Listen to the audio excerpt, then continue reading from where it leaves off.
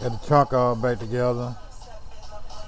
Got my bags back together. Didn't have to do nothing to the helmet. But I got all that stuff back together. Getting ready to put it on. So this is my bat wing. I just got it kind of sitting on there and got it tied down yet.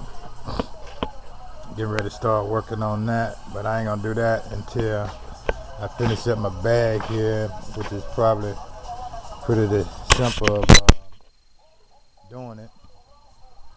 The easiest one, I guess I do the easy one first. I probably should do the hard one first, ain't no telling. But anyway, just got to put my little plate under the bottom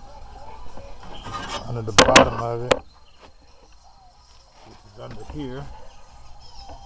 Somewhere up under there. Yeah, right up under there.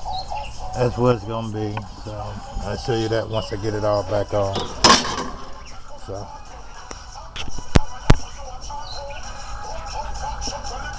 but we moving right along. That wing up on there. Not tied down, but so put my plate up under there now.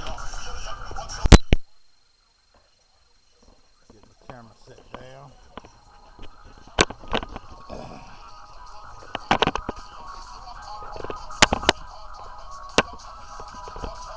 Be able to see it there.